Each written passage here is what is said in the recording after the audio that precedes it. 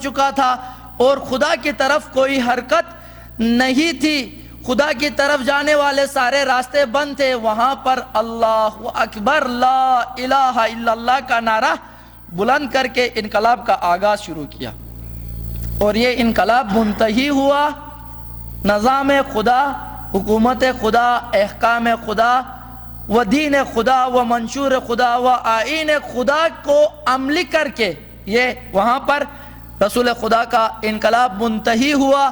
اور جب یہ انقلاب، یہی جو انقلاب آگے منتقل کرنا تھا، اس وقت رسول خدا نے منتقل کیا، لیکن امت نے دوبارہ وہ راستے بند کر دیے جو خدا کی طرف جا رہے تھے، خدا کے نظام کی طرف جا رہے تھے، خدا کے دین کی طرف جا رہے تھے، خدا کے امام کی طرف جا رہے تھے، وہ راستے بند کر دیے اور منسد کر دیا، انسداد کر دیا، سد باب کر دیا، ولایت کی طرف جانے والے باب کو بند کر دیا۔ اس انسداد باب کرنے کی وجہ سے مسلمانوں کو کیا ملا؟ مسلمانوں کو استبداد ملا، استبدادی نظام ملا۔ یہ یاد رکھیں، جب بھی کہیں پر کوئی ایک باب بند ہوتا ہے دوسرا باب کھلتا ہے۔ اس ادھر اندر آنے کے لیے یہ دروازہ بند ہوگا دوسرا کھلے گا، دوسرا بند ہوگا تیسرا کھلے گا۔ کوئی ایک دروازہ بند ہوتا ہے، اس کا مطلب یہ ہے کہ آپ نے یہاں سے نہیں یہاں سے جانا ہے۔ امت کو جب جو امت امامت کی طرف جا رہی تھی، خدا کے نظام کی طرف جا رہی تھی، امت بن کر جا رہی تھی، امت کے راستے کو بھی بند کیا، امت بن کر نہیں جا سکتے۔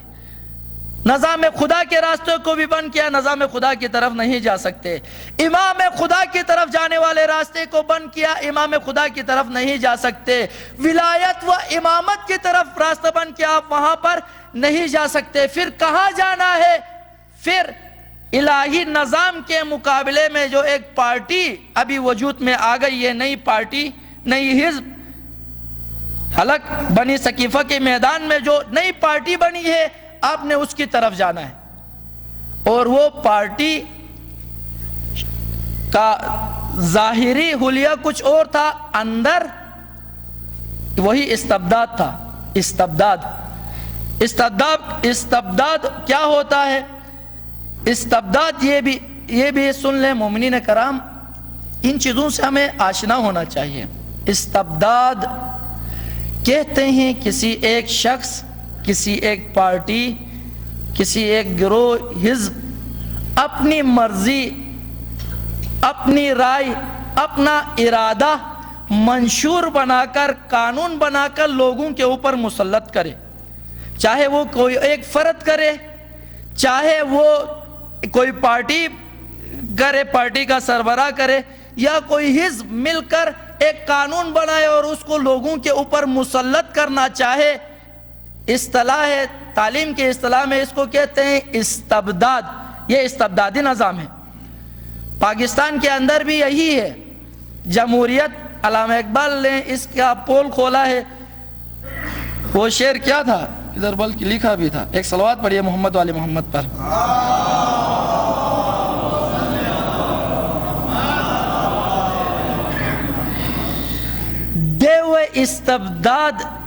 دیو استبداد ہے جمہوری کعبہ میں محو رقص۔ اصل میں جو ہمیں جمہوریت نظر آ رہی ہے، اس کو کعبہ کہتے ہیں۔ جو یہ ابا ہے، یہ کعبہ ہے۔ جمہوریت کا یہ کعبہ باہر ہمیں نظر آتا ہے۔ ابھی میں نے اندر جو کپڑے پہنے آپ کو نظر آ رہے ہیں؟ نہیں آ رہے نا؟ اسی طرح استبداد کا دیو اندر استبداد کا دیو ہے، لیکن باہر سے کعبہ اس نے جمہوریت کی پہنی ہے۔ اسی طرح رسول اللہ کی رحلت کے بعد اس دیو، وہ اس وقت کوئی اور دیو تھا، خلافت کا دیو تھا، لیکن اندر باہر کعبہ خلافت کی تھی، اندر جو دیو تھا استبداد کا تھا۔ اس کے بعد خلافت بدل گئی آمریت میں۔ آمریت کا باہر جو کعبہ ہے وہ کعبہ آمریت کی ہے، باہر جو کعبہ ہے وہ آمریت ہے، اندر استبداد ہے۔ کیوں؟ کیونکہ آمریت یہ جو معاویہ کا جب دور شروع ہو گیا، معاویہ کا دور آمریت کا دور تھا، ملوکیت کا دور تھا۔ آیا ملوکیت کے دور میں دین کا نظام و حق کی بات منشور بن کر آئین بن کر آتی تھی، یا معاویہ کی مرضی قانون کی حیثیت رکھتی تھی؟ معاویہ کا ارادہ قانون کا حیثیت رکھتا تھا، معاویہ کی جو مرضی ہوتی تھی وہی قانون، وہی اس کے زبان سے نکلے ہوئے الفاظ قانون کی حیثیت رکھتے تھے۔ اسی کو تو استبداد کہتے ہیں۔ یہی بعد میں بادشاہت میں تبدیل ہوا، باہر کباب بادشاہت کی رہی، اندر پھر وہی استبداد کا دیو۔ آج جمہوریت ہے، باہر کبا جمہوریت کی ہے، اندر جو دیو ہے وہی استبداد کا دیو ہے۔ فرق یہ ہے اس وقت فقط ایک بندے کی فرمان روائی چلتی تھی، ایک بندہ مستبد تھا، آج ایک پارٹی مستبد ہے، آج ایک خاندان کی مرضی پوری قوم پر، پوری پاکستان پر مسلط کی جاتی ہے۔ آج ایک پارٹی کا فیصلہ پورے پاکستان کے عوام کے اوپر مسلط کیا جاتا ہے۔ اندر سے دیکھیں وہی استبداد ہے، لیکن باہر سے جو قبا اس نے پہنی ہے وہ جمہوریت کی قبا ہے۔ علامہ اقبال یہ فرماتے ہیں دیو استبداد ہے، دیو استبداد ہے جمہوری قبا میں محو رقص۔ یہ استبدادی نظام ہے۔ استبدادی نظام کہاں پیدا ہوتا ہے مومنین کرام؟ استبدادی نظام غلاموں کے اندر پیدا ہوتا ہے۔ جو بھی قوم، معاشرہ، ملت غلام بنتی ہے وہاں پر ایک شخص مستبد بنتا ہے اور وہ استبداد کا نظام قائم کرتا ہے۔ جہاں پر بھی آج پاکستان غلام ہے، اس وجہ سے مستبد ہیں۔ استبداد کے اندر جو لوگ ہوتے ہیں ان کی نفسیات کیا ہوتی ہیں؟ استبداد کے اندر یہ ایک کتاب ہے عربی میں، کل استاد محترم بھی یہی اسی کتاب کی طرف حوالہ دے رہے تھے۔ عبد الرحمن ایک مصری رائٹر ہیں، اس کی کتاب ہے عبد الرحمن، اہل سنت ہے، لیکن اس نے جو کتاب لکھی ہے واقعاً شاہکار کتاب، استبداد کے نام سے ہی۔ اس کے اندر وہ لکھتا ہے کہ استبداد ایک ایسی لعنت ہے جو نسلوں کو تباہ کو برباد کر دیتی ہے اور قوموں اور ملتوں کا چہرہ مسخ کر کے رکھ دیتی ہے۔ یہ استبداد ایک ایسی چیز ہے جو نسلوں کو برباد اور قوموں کو مسخ کر کے رکھ دیتی ہے۔ کس طرح قرآن کے اندر بھی اس کی مثال موجود ہے۔ قرآن کے اندر حضرت موسیٰ علیہ السلام اور فرعونی نظام جو تھا استبداد کا نظام تھا۔ فرعون کے زبان سے نکلی ہوئی بات قانون کا درجہ، فرعون کا جو ارادہ ہے وہ قانون کا درجہ، فرعون کی مرضی ہے قانون کا درجہ، بس استبدادی نظام ہے۔ اس استبدادی نظام کے اندر جو لوگ ہیں ان کی حالت کیا تھی؟ مومنین کرام، یہ قرآن جو ہے ہماری ہدایت کے لیے، حضرت موسیٰ کا یہ واقعہ قرآن کے اندر ثواب حاصل کرنے کے لیے بیان نہیں کیا ہے۔ یہ جو واقعہ بھی بیان کرنے جا رہا ہوں یہ واقعہ ثواب کے لیے، خدا را نہ سنے۔ اس واقعے کو آئینہ قرار دے کر ہمیں اپنے آپ کو دیکھنا چاہیے کہ آج ہم کس نظام کے نیچے ہیں، موسیٰ کے نیچے ہیں یا فرعون کے نیچے ہیں؟ نظام خدا کے اندر ہیں وہ استبدادی نظام کے اندر ہیں؟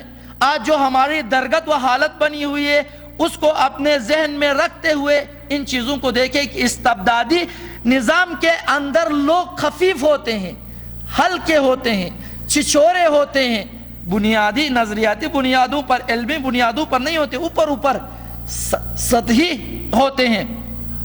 استبدادی نظام کے اندر فکر کو، شعور کو، تدبر کو، تفکر کو مار دیا جاتا ہے اور ان کو بے شعور رکھ کر، ان کو گدھا بنا کر ان کے اوپر سواری کی جاتی ہے۔ استبدادی نظام کے اندر جو نقصانات ہیں وہ بیان کر رہا ہوں۔ ان کے اندر استبدادی نظام کے نیچے جو بھی قوم ہوگی، جو بھی ملت ہوگی، اس کی عزت نفس کو ختم کر کے، عزت نفس کو مار کر اس کے جگہ پر بے غیرتی پھیلائی جاتی ہے، اس کے اندر سے غیرت ختم کی جاتی ہے۔ اس کے ملک پر کوئی حملہ کرے، اس کے حکمرانوں پر، ان کے رہبروں پر، لیڈروں پر کوئی بات کرے، ٹس سے مس نہیں ہوتے۔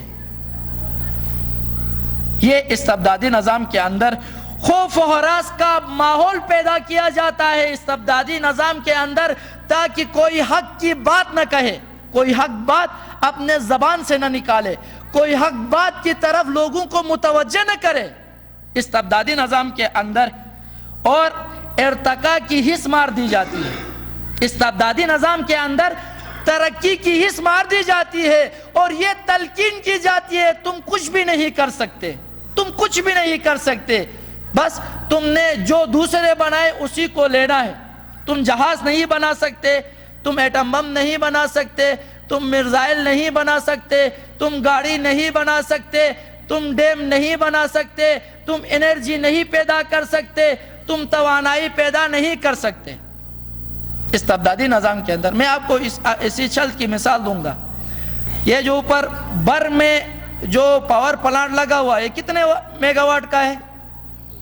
کتنے میگا واٹ کا ہے؟ بر 4 میگا واٹ کا ہے۔ اسی 4 میگا واٹ کے پلانٹ پر ایک چائنیز انجینئر وہاں پر چلا گیا، جا کر اس نے ان انجینئرز کے منہ پہ تھوک مار کر یہ کہا کہ جہاں پر کم از کم اس پلانٹ سے اور اس پانی سے اس کے اندر جو انرجی ہے اس کو یوٹیلائز کر کے کم از کم 20 میگا واٹ بجلی پیدا کر سکتے ہیں، کم از کم، زیادہ سے زیادہ اور بھی ہو سکتی ہے، کم از کم 20 میگا واٹ بجلی وہاں سے پیدا کر سکتے ہو، وہاں پر آپ نے 4 میگا واٹ کیوں پیدا کیا ہے؟ یہ استبدادی نظام ہے جو ترقی کرنے نہیں دیتا ہے، جو جوانوں کی صلاحیتوں کو وہیں پر مار دیتا ہے۔ استبدادی نظام فکر کی جو آزادی ہوتی ہے اس کو ختم کر دیتا ہے۔ آپ آزادانہ نہیں سوچ سکتے، آپ کو ہر وقت مسائل کے اندر، آپ کو ہر وقت مہنگائی اور مختلف ایشوز کے اندر آپ کو مصروف رکھیں گے، تاکہ آپ آزادی کے ساتھ سوچو ہی نہیں کہ ہمارے ساتھ کیا ہو رہا ہے، ہم کس نظام میں ہیں، کس کے سائے میں زندگی گزار رہے ہیں، یہ آپ کو سوچنے کا موقع ہی نہیں ملے گا۔ اور آخر میں لا کر حیوانی سطح تک لاتے ہیں اور حیوانی زندگی گزارنے پر مجبور کر دیتے ہیں۔ آج ہمارے پڑھے لکھے جوان ماسٹر کی ڈگری لے کر چوکو میں آ کر پکوڑے بیچتے ہیں یا ہوٹل بناتے ہیں۔ ماسٹر کی ڈگری لی ہے، فلسفے میں ماسٹر کی ڈگری لی ہے، مختلف مضامین میں، اور وہ آ کر کیا کام کر رہا ہے؟ پکوڑے بیچ رہا ہے۔ 25 سال، 15 سال، 20 سال ماں باپ کی کمائی ہوئی محنت سے تم جا کر ماسٹر بنے ہو، پکوڑے بیچنے کے لیے بنے تھے؟ یہ تو اتنے سال پڑھے بغیر بھی تم پکوڑے بیچ سکتے تھے، اتنے سال پڑھے بغیر بھی تم جا کر ہوٹل چلا سکتے تھے، اتنے سال پڑھے بغیر بھی تم جا کر ریڑھی لگا سکتے تھے، اتنے سال پڑھنے کے باوجود بھی تم آج ریڑھی لگا کر پکوڑے بیچ رہے ہو۔ یہ استبدادی نظام ترقی کرنے نہیں دیتا ہے، ارتقاء کی حس مار دیتا ہے، محروم رکھتا ہے۔ یہی سارے کام فرعون کرتا تھا، نہیں کرتا تھا بنی اسرائیل کے ساتھ؟ شیخ صاحب بیٹھے ہوئے، یذبحون ابناءہم ویستحیون نساءہم، ان کے بچوں کو قتل کرتا تھا اور عورتوں کو زندہ رکھتا تھا، بچیوں کو، لڑکیوں کو، اور ان کو اپنے عیاشی کے لیے استعمال کرتا تھا۔